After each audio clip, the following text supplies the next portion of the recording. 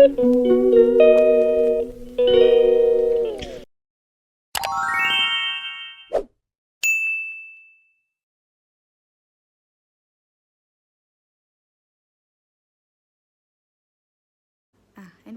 പൊരിക്കാൻ വേണ്ടിയിട്ട് അരവ് വരക്കുന്നു.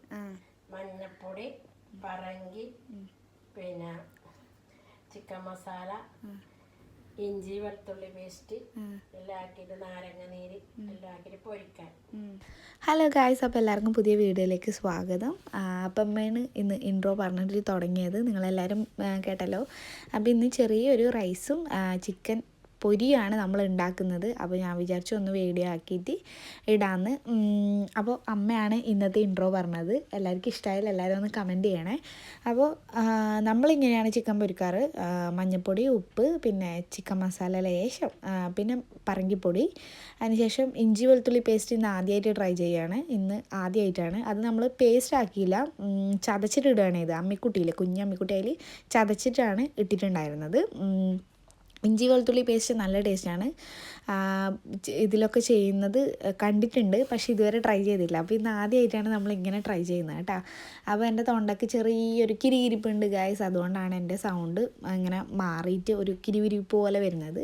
അപ്പോൾ നമ്മൾ ചിക്കനിൽ മസാല പുരട്ടിയിട്ട് നമ്മൾ കുറച്ച് നേരം ഫ്രിഡ്ജിൽ വെച്ചിട്ടുണ്ടായിരുന്നു തണുക്കാനായിട്ട്. അപ്പോൾ അങ്ങനെ ആക്കിയാൽ നല്ല ടേസ്റ്റ് അല്ലേ. അങ്ങനെ ഏതിലൊക്കെയോ വീഡിയോയിലൊക്കെ കണ്ടിട്ടുണ്ട്. സാധാരണയായിട്ട് നമ്മൾ വെക്കാറുണ്ട് കേട്ടോ. വീഡിയോയിൽ കണ്ടുകൊണ്ട് മാത്രമല്ല, നമ്മൾ പൊതുവേ ചിക്കൻ പുരട്ടിയിട്ട് കുറച്ച് നേരം വെക്കാറുണ്ട്. അങ്ങനെ എടുത്തിട്ട് പിന്നെ വെച്ചിട്ട് പിന്നെ കുറച്ച് കഴിഞ്ഞിട്ട് പുറത്ത് വെച്ചിട്ടും കുറച്ച് നേരം കഴിഞ്ഞിട്ടേ പൊരിക്കാൻ എടുക്കാറുള്ളൂ. അപ്പോൾ ഇതിൻ്റെ എല്ലാം ഇടയ്ക്ക് നമ്മൾ വാഴയില കൊണ്ട് പോയിട്ട് ഇഡ്ഡലി തട്ടിൽ റൈസ് ചൂടാക്കാനായിട്ട് വെച്ചു. ആവി കയറുമ്പോൾ നല്ല ടേസ്റ്റാണ്, നല്ലൊരു ഇതിൽ കിട്ടും. നമുക്ക് റൈസ് വേറെ എങ്ങനെയും ചൂടാക്കാൻ പറ്റില്ലല്ലോ. നമ്മൾ പൊതുവേ ഇങ്ങനെ ഇഡ്ഡലി തട്ടിൽ ഇല വെച്ചിട്ട് ആവിയാറ്റാറാണ് പതിവ്. അപ്പോൾ അതിൻ്റെ ഇടയ്ക്ക് ചിക്കൻ ഇത് ചെയ്തതിന് ശേഷമാണ്, മസാല പുരട്ടി വെച്ചതിന് ശേഷമാണ് നമ്മൾ ആ പരിപാടിക്ക് ഇറങ്ങിയത്. അപ്പോൾ ചിക്കൻ ഇതേ ഫുള്ളായിട്ട് വെച്ചിട്ടുണ്ട്. ലേശം കറിവേപ്പിലയും കൂടെ നമ്മൾ ഇട്ട് കൊടുത്തിട്ടുണ്ട് കേട്ടോ. അത് വേറെ തന്നെ ഒരു ടേസ്റ്റാണ്. കറിവേപ്പില ഇട്ടിട്ട് അതിൻ്റെ ടേസ്റ്റും കൂടെ വരുമ്പോൾ ചിക്കൻ പൊരി നന്നായിട്ടുണ്ടാവും. അതുകൊണ്ടാണ് അങ്ങനെ ചെയ്തത് കേട്ടോ. ഇതൊക്കെ നമ്മൾ പൊതുവേ പൊരിക്കുമ്പോൾ എപ്പോഴും അധികം ചെയ്യാറുള്ളതാണ്. കറിവേപ്പില നമുക്കിവിടെ വലിയൊരു മരം തന്നെയുണ്ട്. അപ്പോൾ നമുക്ക് കറിവേപ്പില പുറത്തുനിന്ന് വാങ്ങിക്കേണ്ടി വരത്തില്ല. നമ്മളധികം അതിൽ തന്നെ പൊട്ടിക്കൽ. ഇവിടെ നിന്ന് ഒരുപാട് പേര് കൊണ്ടുപോകാറുമുണ്ട്. അപ്പോൾ നമ്മളെ റൈസിൽ ആവി കയറി, ഞാൻ ഫോണും കൊണ്ട് പോയ സമയത്ത് ഫോണിലേക്ക് ആവി കയറിയിട്ടൊന്നും കാണുന്നുണ്ടായില്ല. കുറച്ച് കഴിഞ്ഞിട്ടാണ് ഇതേ കാണാൻ തുടങ്ങിയിട്ടുണ്ടായിരുന്നത്. അപ്പോൾ ഇതേ തീ കുറച്ച് നോക്കാമെന്ന് വിചാരിച്ചു. നല്ലോണം ആവി പോകാൻ തുടങ്ങിയിട്ടുണ്ട്. അപ്പോൾ കുറച്ച് തീ കുറച്ചിട്ട് ഒന്നും കൂടെ നല്ലോണം വെന്തോട്ടെ എന്ന് വിചാരിച്ചു.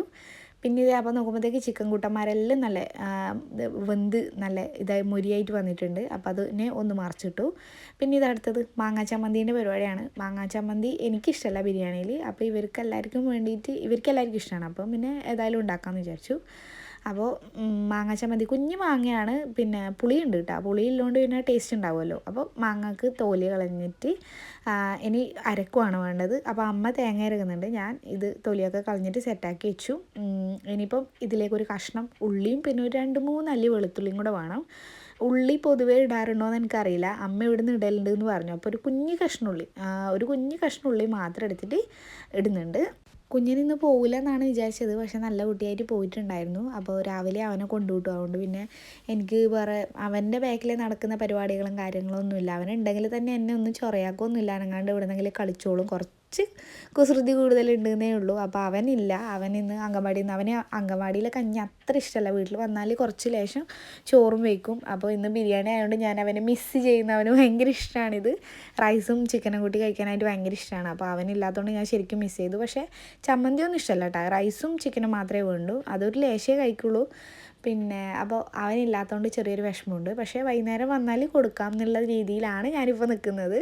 അപ്പോൾ ഇതേ നമ്മുടെ മാങ്ങ, പിന്നെ ഉള്ളി, വെളുത്തുള്ളി എല്ലാം ഇട്ടിട്ടുണ്ട്. തേങ്ങയും ഇട്ടിട്ടുണ്ട് അതിൻ്റെ കൂട്ടത്തിൽ.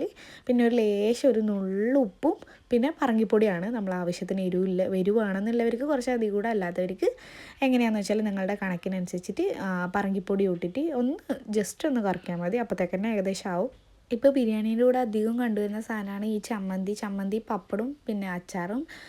നമ്മുടെ തൈരൊക്കെ എപ്പോഴും ഉണ്ടാകുന്ന സാധനമാണല്ലോ. ഇപ്പോൾ ഈ വന്നതാണ് ഈ ചമ്മന്തിയും പപ്പടവും എന്നുള്ളത്. കുറേ പേർക്ക് ഇഷ്ടമാണ്, എനിക്ക് അത്ര ഇഷ്ടമല്ല. അപ്പോൾ ഞാൻ തിന്നുന്നതൊന്നും വീഡിയോ എടുത്തിട്ടുണ്ടായിരുന്നില്ല. അപ്പോൾ നമ്മുടെ ഇതേ ചിക്കൻ കൂട്ടനായിട്ടുണ്ടായിരുന്നു. വലിയ ഫോട്ടോ മാത്രമേ ഉള്ളൂ കേട്ടോ. ഞാൻ കഴിക്കുന്നതൊന്നും വീഡിയോ എടുത്തില്ല, മറന്നുപോയി എന്നുള്ളതാണ് സത്യം. അപ്പോൾ ഇതേ ആയ ചോറും ഞാൻ ഫോട്ടോ എടുക്കുകയാണ് ചെയ്തത്. ഇതാണ് ഞാനെടുത്ത ചോറ്, 2 കഷ്ണം ചിക്കനും. പിന്നെ വൈകുന്നേരം ആയപ്പോൾ നമ്മൾ കുഞ്ഞിനെ കൂട്ടാൻ പോവുകയാണ്. ഇത് വീട്ടിൽ നിന്ന് കുറച്ച് അകലെയുള്ള വഴിയാണ് കേട്ടോ, കുറച്ച് ദൂരമുണ്ട്. വൈകുന്നേരം ആയപ്പോൾ പിന്നെ ഇതേ കുഞ്ഞിനെ കൂട്ടിയിട്ട് വന്നു. അപ്പോൾ ഇന്നത്തെ വിശേഷങ്ങൾ ഇത്രയേ ഉള്ളൂ. കണ്ടിഷ്ടമായ എല്ലാവരും ലൈക്ക് ചെയ്യുക, ഷെയർ ചെയ്യുക, സബ്സ്ക്രൈബ് ചെയ്യുക. മറ്റൊരു വീഡിയോ വരുന്നവരേക്കും ടാറ്റാ ബൈ ബൈ.